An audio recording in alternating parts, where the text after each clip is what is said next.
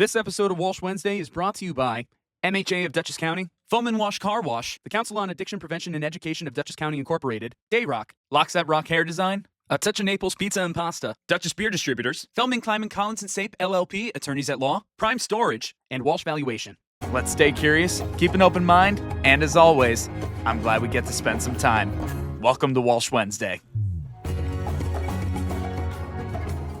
Hey there, and welcome back to Walsh Wednesday. As always, I'm Connor Walsh, coming to you from the MHA studios. And yes, I promise you, I am actually coming to the studio. I'm working at my desktop right now, and it's just easier to use the background. But I swear, I'm here. I'm at work. I promise. But with us today, we have a writer, director, filmmaker, musician, and so much more. Friend of the channel as well. You've seen him before. We have with us Frank Palangi. We're going to be talking about the upcoming screening of his film, Warren County, along with some other projects that are going to be coming out this year. This is going to be a very transcendental year for Frank Palangi, it sounds like. So we're really excited to get into all the projects. Frank, how are you doing, my man? How you doing out there? Good. Dude, it is so Thanks good for having me back. Absolutely. Third time, technically. So actually, third time, I think second time for Walsh Wednesday, but I've had you on the radio before. Yeah. Yep. So I know it's kind of hard to keep it all together. All the different interviews I've done, it was like, what was radio life? What was podcasting life? What was this? But either way, I'm so glad to be able to be speaking with you today. And I also just got to say, thank you for including me in your projects when and where possible, because yeah, man, I have so much fun working with you. You surprised me with the acting and stuff. I was like, okay. And then I just get these thoughts in my head and I go, you know what? I think he can play this type of character. Let's go do it. And you're like, yeah, I'll do it. I'll try it. Yeah. I think you're willing to try something at least once. That's pretty much it. As long as I'm free to do something, I will absolutely give it a shot. Yeah. And it's been funny because the different roles that I've done with you, and I'm not trying to give away spoilers to any of your stuff here, but I've literally done creepy voiceovers to law enforcement to kind of being an exaggerated version of myself. You know, we've kind of had all of that. Yeah, especially with the new film Warren County coming out with the premiere. I mean, you're in that in the killer. You make your acting debut in the killer music. Yes, on-screen debut, right? Yeah, that's my favorite. We showed it at a festival in Albany, and everybody loved it. And it was just that short film version of it. Yep. And between you and what Andy did with the killer record producer and stuff, Jason Irwin is in it too. And we're all real musicians. We're all real radio guys. Every single one in that story are real people, really. And I play myself in it too. And it's just so much fun of doing a music-oriented horror film for that story, at least. Yeah, bringing all your loves together, because here you are, you've done music for so much of your life, but then you've done filmmaking for another good part of your life. So being able to synthesize it all together. Yeah. We had Andy on the program not too long after we originally filmed that. Yeah. And we were just kind of joking around about it, saying how, he's playing this kind of vicious role. And we were joking around him saying, it's like, oh, people know me for being just this fun-loving guy. And I'm like, I only know you as the guy who kills me. So that's all I got. And he plays a serial killer in the next movie, Farmhouse, too. Yep. Yeah. What's going on here, Frank? He's starting to get typecasted. Nice guys play else? Bad guys, because I play bad guys all the time. Yep. Yeah. I will say the voiceover that you had me do playing a bad guy, I loved doing. I hope great, man. I hope you don't. That's my character right off the edge. I hope you don't mind. I did share it with my girlfriend just so she could hear what I was working on, and she was like, Connor, I'm not sure if we can be in this relationship anymore. It's like she was legitimately creeped out by it. Yeah. We're still together. Love you, Alex. Cool. But no, but she found it fascinating. So let's kind of talk about it. We're kind of, obviously this makes sense to you and I, a lot of the stuff we're talking about, but let's talk about it in terms that the audience can understand right now. Warren County, you're having a screening premiere at the Strand Theatre on March 19th, and it's a horror crime anthology. So as we were talking about before, with the killer music aspect, you showed the short film before, but this whole thing is an anthology of different crimes set in this Warren County. So could you go into it more for us? Yeah. And, there's a couple of real towns based off of Warren County. And I got the idea from the original Halloween is set in Warren County. I was going to say, yeah. So, and I live in Warren County. Yep. So it's funny because someone said, oh, I live in Warren County. I'll have to check out that film. Not the same Warren County. Oh, okay. But I was like, that's cool. It was a way for me to put all of my movies, all my characters under one umbrella, saying oh, maybe all this stuff doesn't happen during the same day or the same time period, but in the same realm at some point, everything happens in this town. Kind of like Stephen King, where he loves to use Maine, Yeah. and it's like everything seems to happen in every one of his movies in Maine. So in books. So it's like maybe I'll start that, and that's something that people like. I really like that about the Stephen King stuff. It's like you're going to get something out of it. It's like we already know where this is going to take place, and it has a vibe already. You know what I mean? Like Yeah. all of his movies, even though like a bunch of other filmmakers have directed each one, the essence of him, I think, in the book and stuff is they're all in there. Oh, I'd So, agree. and that's the trouble of making an anthology, right? Is you have to, even though it's four different stories, you have to make it feel like it's kind of one movie. So we have one story of the killer record producer. We have another story of an Airbnb type killer that the Hmm. girl doesn't even know he's there. One is this drifter kind of curious guy with a pumpkin mask that goes around killing anybody that comes in his way. Mm. He's kind of to me he's kind of a little childish like maybe he doesn't really know. He's like a curious really person, and I don't want to give it away, but you'll have to watch it. And Yeah. the it's I don't know. It's so my plan was I was talking to you a little before this, right? Is to call all everything I've done up to this point. At some point this year, I'll probably announce this. That was all chapter one in my journey, sort of, right? Okay. Been 3 years of making films, 8 films come out, couple series and stuff like that. And I go, well, how can I like with music, sometimes you want to put like a blockade somewhere and say, this is where I'm going, and then I appreciate where I was, Yeah. but let's like block it a little bit. So my notion is like, well, maybe it's can get the audience a little bit more excited to say, wow, there's more things coming and maybe bigger and better or just expanded, because it's entertainment. You're always trying to like, how do I get the audience to still like be excited about what I'm doing? Yes. That's a tough thing. And that was something that we talked about a lot the last time that you were here talking about the engagement. So Yeah. I understand where you're coming from with all that. However, Frank, it seems like you got a lot of great stuff to keep people engaged for a long time now. Yeah, I do. It's fun. Last year I just went wild. Yes, you Pretty did. much. Yes, you did. Because this year there's 4 films releasing this year. Like American Psychopath, even though we filmed it 2 years ago, it Yep. just came out on Tubi this year. And we have Warren County, we have Say Cheese, and we have Farmhouse coming. I have got a couple music videos I'm doing, and then there's the chapter one horror documentary type movie thing that I'm talking about that everyone can watch. You remember the movie Terror in the Aisles from the Yes. 80s? Yeah. Where they kind of it's to promote, right? All these horror movies and to kind of Yeah. talk about them. And I go, well, I can't do it on myself, but what I want to do something like that is a movie, but then also shows trailers and clips from my movies so that if somebody were just to watch that and they were like, wow, I really like the Say Cheese clip. Let me go Hmm. back and watch that full movie. It's like, why would you do that? Why would you do that as a filmmaker? And it's like, well, we're indie filmmakers, right? Yeah. It's kind of word of mouth advertising, and if people click on it, right? So it's like not everybody in the world has seen Say Cheese already. Not, it's like only a certain amount of people.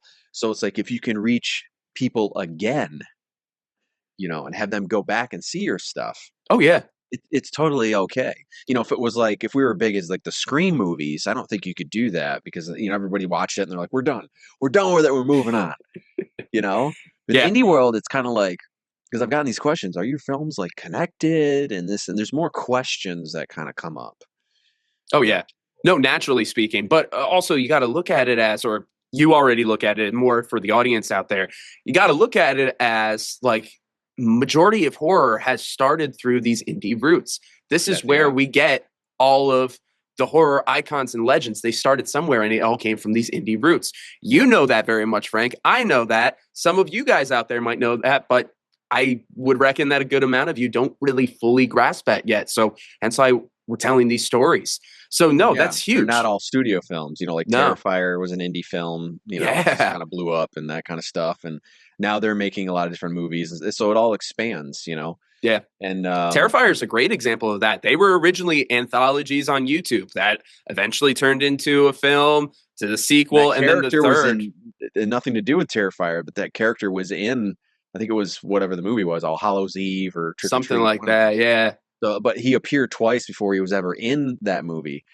So I kind of had that idea floating around of like, well, Souls of the Damned, I had this pumpkin killer where I put on the mask eventually. I'm like, what if I brought back some of those guys and stuff and used them in different Mm. ways? Because I'm like, why throw away? Because I mean, I can think of a lot of ideas, but it's like, really, I got to think of another killer and another thing and another Yeah. thing. Why not bring back something that, like I said, necessarily not everybody has seen? Yeah.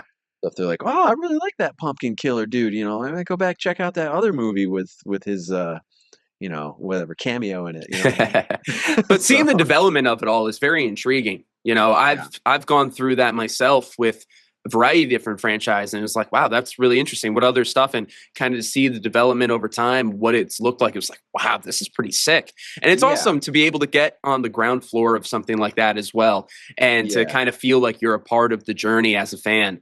So, Yeah, and you don't want to throw away what you've worked either. It's kind of no, like, the first three films, every single one of my films are no budget films. Like I have no budget at all, but I don't want it to look like a no budget film and like, oh, that dude's an idiot. It's like, yeah, but every movie, if you don't like B horror movies, just don't watch them. You know what I oh mean? yeah, In general, because I mean, that's where we all start. We start indie, B, whatever. And it's like they have a certain vibe. Yes, there's certain things that are wrong and certain things that could be better. But our growth process. We're sharing that with everybody. So I always say like the first three movies when you watch it, they're my attempt to just make a movie and release it without having all these blood gore effects and chase sequences and stuff because you have to keep it simple. yeah, So, um, but I think we talked about before a while back. If you have seen all my films, there's a thing about water through every yes, single movie, and it's like, okay, so my notion is the water is making everybody do all these things, go crazy, bad, evil, whatever it is. It's because yeah. of the water. But was that originally the idea, or was it something that you No. realized that you did? And I'm like, oh, I could make something out of this. By the second movie, I realized that, and I go, everybody's drinking water because my dad jokes. He's like, usually, the people are drinking beer and all that, and he goes, you have Yeah, everybody drinking like water, not even soda or anything else. They all just drink water, and I thought, oh yeah, that's it. So I just yep. kept it going But because there's a lot of. Oh, go ahead. Go ahead. the second movie is Waterless, which is about a world with no water. So people are going crazy because of kind of like the lack of water. So that's when it really kicked in, where it's like secretly every film there's always somebody drinking water. We all have to drink water, Yeah. and it's in the water. That's the real reason why everybody's going nuts. But there's a lot of real life precedents for stuff like that, which, it makes sense. Yeah. On one of the other programs that I produce on the Vital Women podcast, we were talking about the contaminants in the water and all the things that are in there and all the things that it can lead to. And it was like, this all sounds very familiar. Yeah. And, you look at things over time, like, lead piping and the way that lead poisoning led to a lot of different psychosis over the centuries. So much is a part of it, and that's cool that you can kind of link that into your films. It was like it Yeah. was never the original plan, but it's one of Yeah. those things where it's like, oh, this is something that I realized. Let me improv on this and just build upon it. Yeah. And I think I'm gonna owe it its own movie someday. Like I'm gonna Hmm. have to what you just said, clearly explain it and make it into one movie and say that is the reason why. Yeah, yeah, You it'd be know, very interesting. I'll someday. be I haven't written that movie yet. someday. But again, let's talk about Warren County again. The screening is at the Strand Theatre, March 19th, 6:30 p.m. I'm going to just Yep. keep repeating it for everybody Donations, out there. all ages donations. Love It's it. a PG-14 type horror movie. Nothing too bad in it. But yes, so what can people expect about the event itself? Yes, we've talked about the films, but like what can people expect when they come to the event in person? I always have signed postcards in the lobby, so everybody comes in and can grab them. I've got some music merch and stuff like that, and anyone who ever wants to talk and grab photos and stuff. It's mostly just a gathering to get the work out there. But I always go up and I introduce the movie, we watch the movie, and then I invite the cast on at the very end, and then. Usually I'll ask questions. I always say this is the part where we're going to take some audience questions, and I never ask the audience at the end because I'm used to interviewing, so I just end up asking everybody questions. Yep. And can't remember everything, but I'm a little nervous too, and I'm like I forget about the audience about asking. Do you have a question out there? But this time I definitely want to do that. I want to make sure we get that in. Well, I'll be there and I'll be like, Frank, I think that person's got a hand up, so I'll point you over there if you need. Yeah. Yep. And you're a good announcer too, so I'm sure you'll be like, whoosh, yeah, here's the mic. I appreciate it. Whatever. Hey, I'm just there to support and I'm excited to see how it all turned out. It's one thing to be working on the project with you in real time, but then to see what it turns out to be. Because obviously you're a filmmaker, you're putting it all together. I've done a lot of directing and producing in podcasts, in Yep. commercials, music videos, but I haven't done as much film stuff as you when it comes to the post production process. But we Yeah. both have the post production background, and we both know what happens on the day of versus what gets put to film eventually Yep. can Yep. be very, very different in the end. Yep. Especially, yeah, with cuts, things that sometimes just things don't work. And you're like, how am I going to solve this? Yeah. Either you got to go back and shoot something or you cut away, to something. And in Warren County, you'll find out, why is this record producer doing this? Is it because of another reason in there? That other reason, which I won't say right now, is because of an editing, I don't want to say mistake, but editing thing I had to fill in some blanks. And I go, ooh, I just filled in another story point of this. It added another layer. Yep. You'll find out. But yeah, you do what you can. And to me, you set up like Warren County. I really focus on the coloring, the lighting. Like Killer Music is the colors. They're like the colors are so vibrant, and they're like, Oh yeah.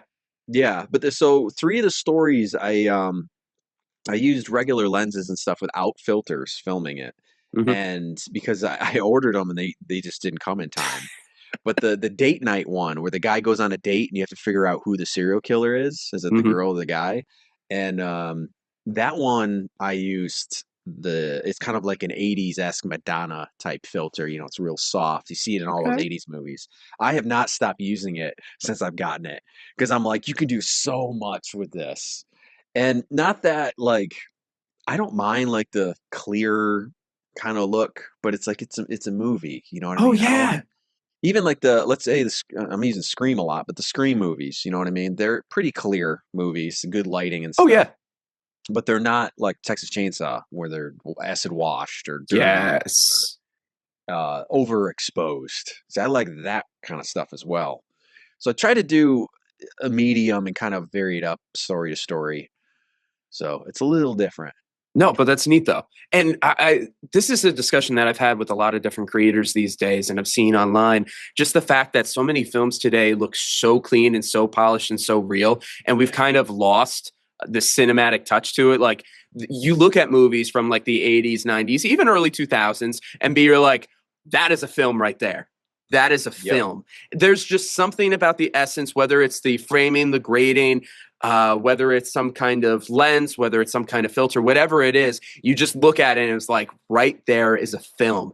And Yeah. that's the escapism that we all love, regardless of the genre. Yeah. That's what you want to see when you're shooting, looking in the monitor, be like, that looks like a movie, Yeah. But what you're talking about is everything was still filmed on film. Mm-hmm. There was digital rendering, but Yeah. see, we don't shoot stuff on film anymore. And I see a very few projects that are actually shot on film, and they're shot on film. They're still colored the same way digitally, like they use the same processes, where it doesn't look entirely like the original Scream or Conspiracy Theory or those '90s movies where Mm. I don't know how to describe the coloring of the '90s, but There is a vibe, though. There is bland. a vibe. It's hard to Yeah, say, but there is a vibe. yeah, yeah. What It's was kind it? of bland, but not. I just saw a video of author Jason Pargin talking about how films previously were made. They might be really crappy, bad films overall, but they just looked better. Like the Yes. crappiest films of the 80s, 90s, even 70s, 60s, whatever, they just looked better Yeah. than stuff that you see today. And like that alone could give a film that with not that great of a story an extra leg up. Yeah, and that's what we're missing nowadays because I'm trying to achieve that more with the camera and the technology that we have, and I just can't quite get there as much without. Mm. It's like you're almost forced to buy. And people argue on this, but it's you're almost forced to buy a $15,000 lens or like I a 12K camera, but then I just got a 4K Canon camera, Mm-hmm. and I'm like, there's differences, but I go, it's not like wicked far off where it's like No. I couldn't like I can do the rest of my movies on this 4K camera. It had to be so small, so this big ass thing that's 20 pounds and all that stuff. I'm sure. But there is a reason why those lenses are 15 grand and stuff like that. There is a difference. Like some people can't tell. I don't know if they just don't notice it between what's on screen and when they edit it. Like some people just can't see those layers, and then some people can. Just like with music, when they're like, "Well, no difference between an MP3 and like a wave," Yeah, there is. Big time. Big time, especially over time through the sharing and compression and where you're putting it. It makes a difference. It makes a big difference. Can you hear the difference between 16-bit and 32-bit? So most people can't, but I can. Most of the time, I can pick up on it now. But then again, I've been immersed in this world. You've been immersed in this world. We grew up on it, though. Yeah. I might not hear it without actually being grown up on some of the analog. Because I know what analog sounds like. I'm like, this is not analog. And then this is digital. And then, wait a minute, this is like clearer than digital. You know what I mean? So your ear develops all through the years. It is called ear training. You go to school and they actually have to train your ear. I've been there, done that, barely passed that class, but yes. Really? Yes. I love it. It was one of the toughest classes I think I've ever taken in my life. Okay. Without a doubt. But it's extremely necessary. And some people are just naturally better with it than others. I'll admit, I have a good ear, but there was still a lot of nuance that I still had to learn with it. And it was challenging. But fantastic nonetheless, and something that I challenged myself to day in, day out. And I'll listen to things trying to pick it apart and see what I can notice, what I don't, and just go from there. That's how you grow, And pause. We're going to take a quick break from our interviews to hear from our sponsors. First up, we got our friend Andrew O'Grady from MHA of Dutchess County. This winter and holiday season, let's remember something simple but powerful. Check in on your neighbors. A quick hello, a phone call, or even a smile can make a world of difference. This is Andrew O'Grady, CEO at Mental Health America of Dutchess County. When we reach out, we're not just helping others, we're helping ourselves. Staying connected is one of the best ways to boost our mental health and well-being. At Mental Health America of Dutchess County, we believe in building a community where no one feels alone. So take a moment today, make sure you pass along a kind gesture, because kindness is contagious and connection matters.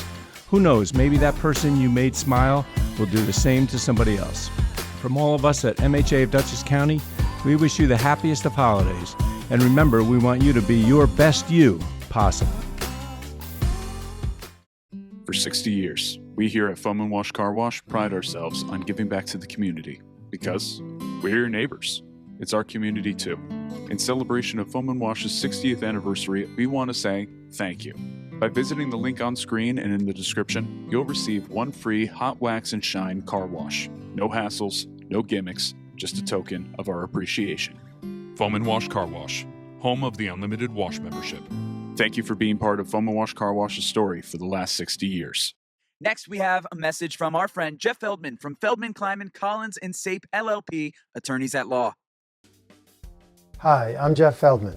In 1986, when Paul Kleidman and I started our practice, our goal was to create a law firm where you could meet with an attorney and feel confident that that attorney would be with you every step of the way. Today, the firm has been successfully trying cases at all levels of state and federal courts throughout the Hudson Valley and Capital District. We have been selected as one of the best personal injury and medical malpractice defense law firms by U.S. News and World Report every year since 2009. For all of those years, we were the only firm chosen in any litigation specialty between Albany and White Plains. Your case is important to us. Giving you the time and personal attention you deserve has always been the hallmark of success. Initial consultations are free of charge and always with an attorney.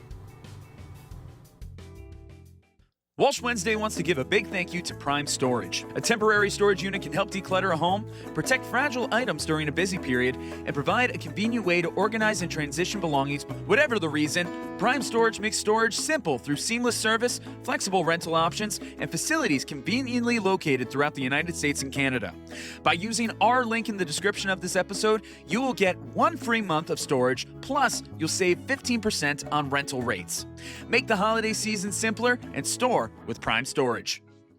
Thank you to our Walsh Wednesday All-Stars, all of those who have generously contributed to the Walsh Wednesday 2025 Fund Drive.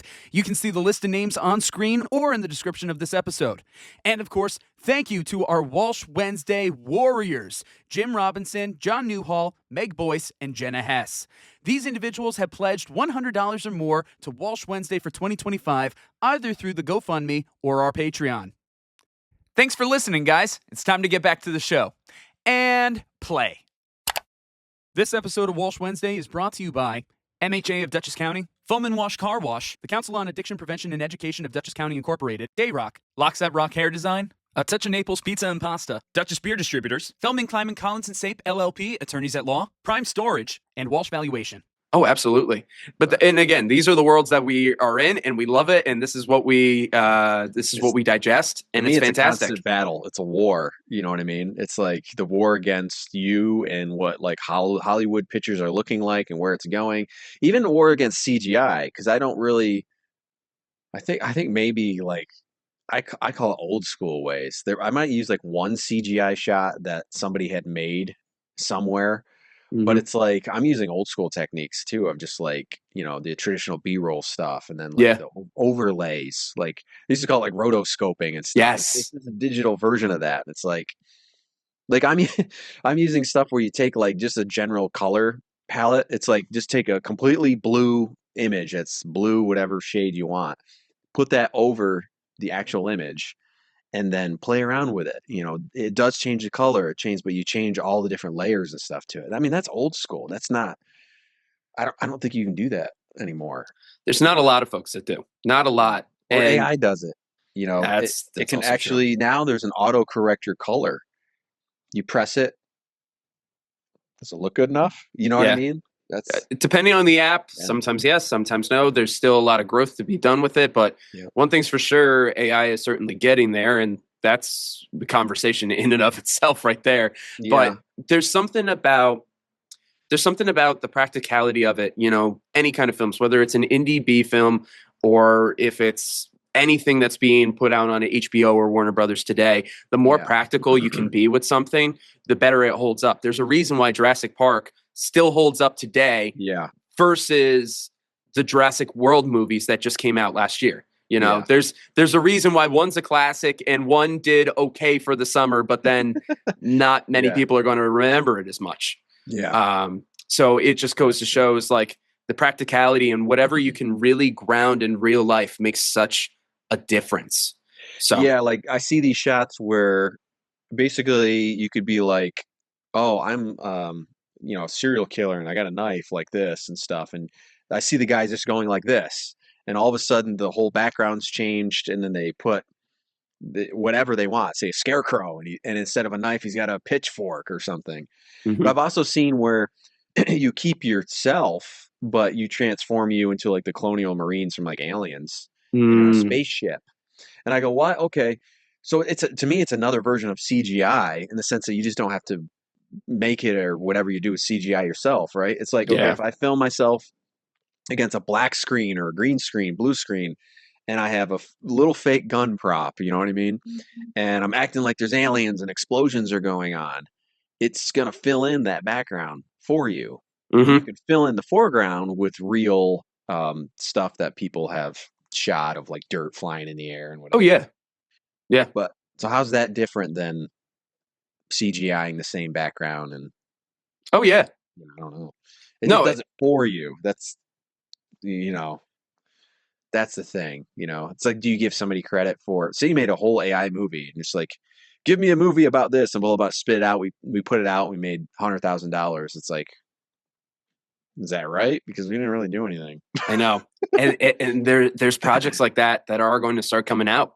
And how music that's going to be dealt. Oh, music. Without a doubt. Oh, my God. I am pissed on the country song. It's an AI song and got #1. Oh, really? I'm not aware of that. Yeah. I'm like, it should, give it its own charts. It's like, here's the real person charts, and here's the AI charts. That's fine. We'll probably get to that at some point. We probably will. It's ridiculous, but now it's combined together. It's like an AI song can do better than Keith Urban or something. It's like, nah, it's fake. Yeah. You see a lot of I see stuff on YouTube all the time, and it's like, oh, this sounds interesting, and then I'll like look to see the credits, and it's like, oh, this isn't real. And sometimes you can hear it, and I'm like, there's Yeah. no way this is real. I mean, There's it's no way great to this come is up with real. ideas that way if you're a songwriter and blah blah blah. Oh But you yeah, still got to pitch the song and people got to play it for real. yeah, You got to sing it for real. Now we're getting where it's like, well, it sounds great, the vocals, and I mean, autotune's bad enough. I'm not a huge fan of autotune, but now it's like, I could sing something to sound like Motley Crue or something. Yep. It's like it's not right. No, it's You know? we're already having a war on authenticity as it is, and this is just really adding to it. I like to think that you can use some of the AI stuff as like maybe it can help you make a demo. Maybe it can help you build something together to pitch something. But like at the end of the day, still go off and do it if you can. Yeah. Yeah. I mean, if you say you had a finished song, you're like, I need an AI bass part. Like, I know nobody that plays bass, or you don't think anybody can play those parts on the bass, whatever the reason is.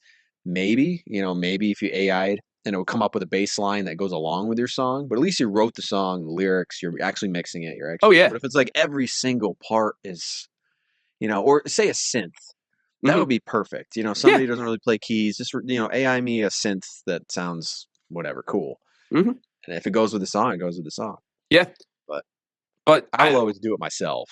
I like trying to do as much as I can myself too. And we've had this discussion on MIDI before as well. Like there's a lot of stuff that you can do with MIDI. Sure, it kind of, again, that too takes away. It's programmed. It's it's programmed. It's still fake. But at the same time, compared to like just generating something with AI, at least somebody's writing the part. And that's something that I look at it as. It's like somebody's still writing the part.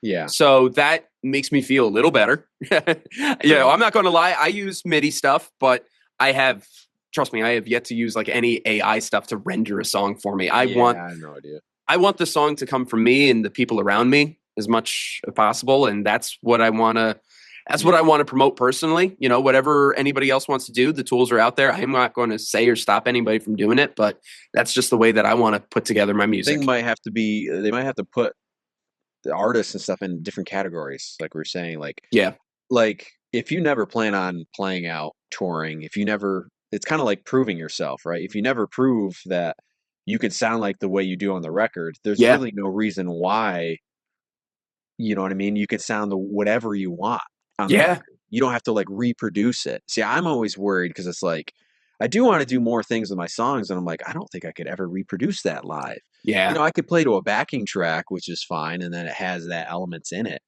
But sometimes it's like it's too much. It just won't work. Like I would love to do like a Hysteria hard rock kind of thing from Def Leppard. Yeah. That has a lot into it. Yep. The vocals and stuff are just layered and layered and layered. And I'm like, well, I'm only one guy. Yes. Even if you had a pedal, it ain't gonna layer 24 vocals. Yeah. You would need a lot more people to be able to go out and do that live after that point. Yeah, and nothing pays like that anymore. So it's like, it's tough. It's tough. You talk about music right now. I want to give you an opportunity to talk about your upcoming EP that you're going to be releasing this summer. It's called Vampire. And I remember the last time that we were together was late last year. You were saying to me how you're like, oh my God, I've been working on all this other stuff. I really want to get back to music. Sounds like you're getting back to music. So tell us about Vampire. For a little while, I had time this fall to kind of record it and finish it. So, but I've been working on it for, I think, a year and a half. Okay. Or so already. So it's a long time. There was like 5 different versions of this. There's actually a copyrighted like demo version, but there's like 5 different versions that'll never see the light of day. But I finally landed on one just because I kept pushing myself with the mixing, and I just wanted a certain sound. I wanted it to be almost more metal too. It's hard rock, but you hear that influence. Yep. Like, I actually want you to hear that Metallica influence, because that's where I came from. And I think, all my other stuff, it's hard rock, indie rock, whatever the different genres and flavors. But it's like, I don't think you could exactly hear where my guitar playing came from. But this one, I made sure. Okay. They're heavy, it's fast, all that kind of stuff. But it's a concept EP. Oh, okay. It has to do with undead, quote unquote, undead creatures, like vampires and coming back to life. And then there's one called Radioactive, which to me is like zombie-esque kind of stuff. And there's a song called The Dragon too, which will have a music video.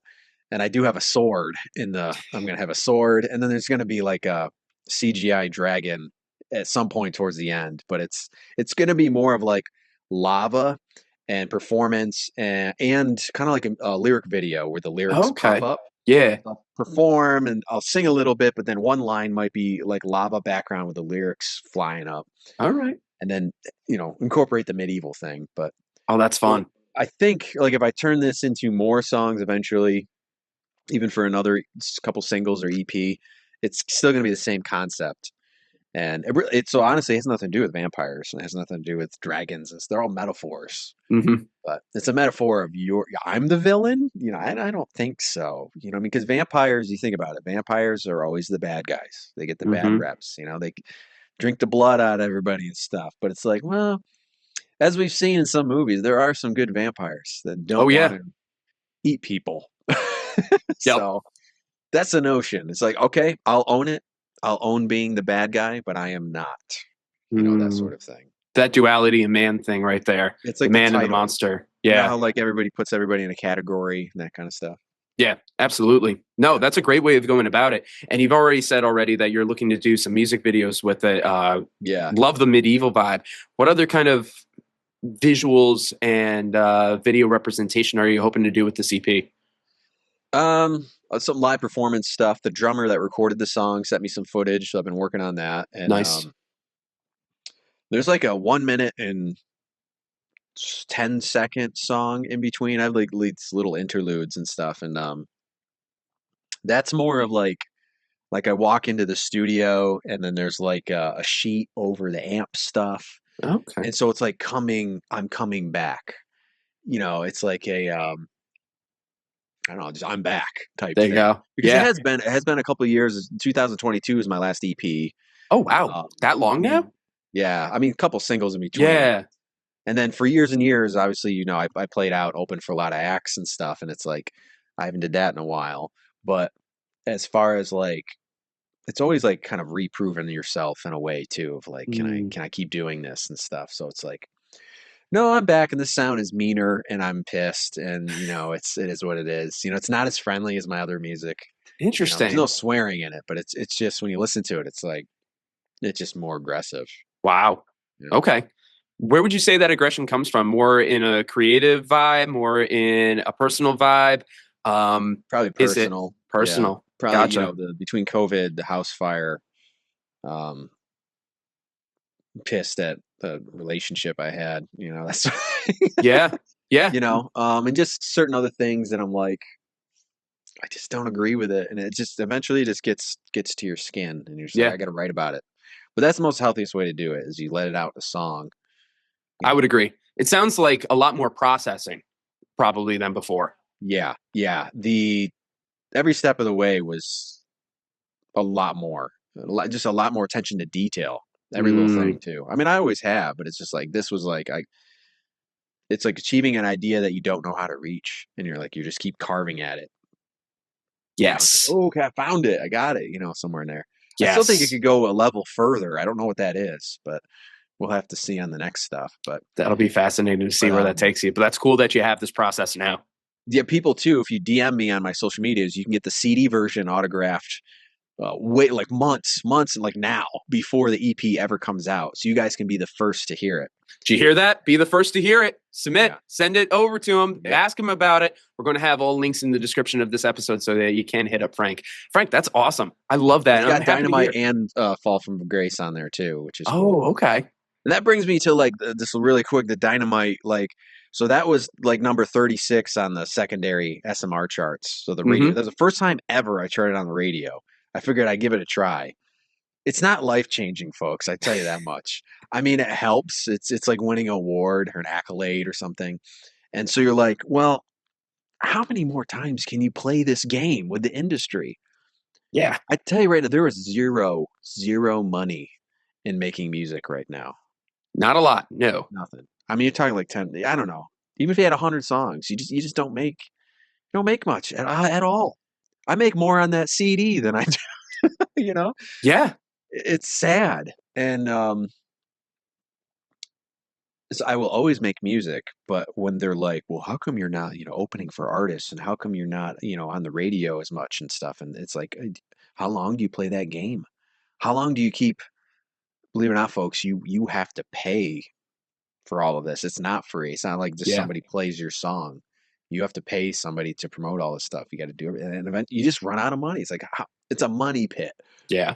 What it is. Films are a little different, but music, it's turned into I don't even know really. And then the AI, like we are talking about, is making things worse. So, Yeah. but you do it because you love it. It's your passion. Maybe you have something to prove. You want people to listen to it, enjoy it. And I just think because I started out where the time was, it was possible to get on the radio still in like Yes. 2010. So I have that fire still in me of like, well, maybe it's still possible. Yeah. Yeah. A lot has changed though since 2010, and now it's a whole different game. Yeah. But Yeah. folks out there, if you like something, you are actually the ones responsible for getting artists and movies out there solely. Yes. It's No. in your, like my career's in your hands, basically. If you like something, support it, enjoy it, be an advocate for it, be a part of it. Just scream it from the rooftops how much you love it, because that's what really helps these days. And you may not think so, but it's true. Frank, we are getting towards the end of this interview. I know that we both got places to be. I want to give you an opportunity to talk about Say Cheese now. We've alluded to it. You mentioned it a couple times already, but we haven't really dug into it. Warren County, that premiere is happening March 19th. So that's very, very soon. But Say Cheese is another film project that you're going to be releasing this year. Do you want to talk more about that? That is out now, actually, on Tubi. Oh, it is out now. Awesome TV. Yep. So within 2 weeks, it's gotten 100,000 views on Tubi. Nice. Really good. And it was one of the featured ones to be released, which I was surprised. But great feedback so far. A little different movie about a killer 80s camera. Oh. I didn't realize that there was a Goosebumps episode, I think called Say Cheese something, where the kid has got a camera and he's taking pictures, and somebody told me like when he takes pictures, like things go away or something. It's a different concept, but I was like, I had no idea. So I think people think maybe it's a Goosebumps movie, and it's not. Whoops. But I will say, when you watch the movie, I had to think of a very clever way to eat up some time, and something that I thought that I just didn't do yet was the whole first 18 minutes, 20 minutes, all one shot. Really? When you watch it, you're like, what? It's the same angle, the same shot, the same two characters. Wow. Okay. You got me excited. I want to check it out. It's all ad-libbed. Like, we had a little bit of the stuff ironed out. But so Erica James, who was in the star in American Psychopath, she's done a lot of commercial work and stuff too. But well, I go, I think we know each other good enough where we could ad-lib all this. Like, if we just go over this, let's just roll with it. And I go, you cannot stop. No matter what I say, what you say, just act like it's real. This is all one take. Wow. You know what I mean? That's a phenomenal exercise. Yeah, just watch it.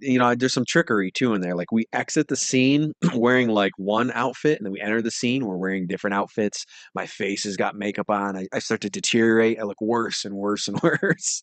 Wow. Oh, it's cool. All right. I'm checking it out. I'm watching that later tonight. And so should just you. Don't get your picture taken, because you will die. All right. I won't do that. We're on camera right now, Frank. Are we both going to die right now? Yeah, I hope not. This is not a picture camera, man. No, it's this not. Is not a. This is video. I can't say the Polaroid, but it's not an 80s camera. Yes, that's fair. Okay, we're safe. Very, very good.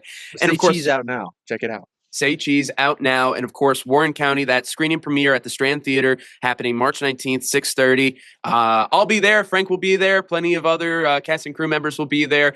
It's going to be a fun time. Frank, really appreciate you being here on this episode of Walsh Wednesday. It's always great to have you on. I just want to give you the opportunity. Is there any last little nugget that you want to share before we completely wrap up this episode? Just keep going after your passions out there, and whatever you love, just try to do it to your max, but try to learn and grow and be aware of what you can do and what you can't do. And you can reach me on any of the social medias, frankpalangi.com, palangifilms.com, palangistudios.com. T-shirts right there. You can go to Threadless, and I have some movie poster. I have a Say Cheese T-shirt that's awesome. You guys check that out too. Oh, Frank, with the shameless plugs. How could you? Yes. How could you with the shameless plugs, my man? I had my own mug for I think it was like the first interview we did too. Yes. We just went. Yep, exactly. No, this is the exact same mug as before. I just pulled it out. Exactly. Yep. All right, Frank. All right. Again, make sure that you come out to the screening on March 19th. Make sure that you check out Say Cheese. Got a lot of fun stuff. Vampire will be out later this summer. We'll be keeping you all posted on that. Frank, again, thank you so much for being here. Thanks, man. I'll see you next time. I'm Connor. I'm Frank. And as always, we're glad we get to spend some time. And that's a wrap on this week's episode. Much love to our sponsors this week. MHA of Dutchess County, Foam and Wash Car Wash, the Council on Addiction Prevention and Education of Dutchess County Incorporated, Dayrock, Locksat Rock Hair Design, A Touch of Naples Pizza and Pasta, Dutchess Beer Distributors, Feldman, Kleiman, Collins and Sape LLP, Attorneys at Law, Prime Storage, and Walsh Valuation. Thank you to our Walsh Wednesday All-Stars, all of those who have generously contributed to the Walsh Wednesday 2025 Fund Drive. You can see the list of names on screen or in the description of this episode. And of course, thank you to our Walsh Wednesday Warriors, Jim Robinson, John NEWHALL, Meg BOYCE, and JENNA HESS. These individuals have pledged $100 or more to Walsh Wednesday for 2025, either through the GoFundMe or our Patreon. You can support this channel by becoming a Patreon member with memberships as low as $5 a month. With that, you can get behind-the-scenes content, your name featured in the credits of each episode, and access to the Spend Some Time chat. You can find that and more by scanning the QR code on your screen or by going to the links in the description. As always, I'm Connor Walsh, and I'm glad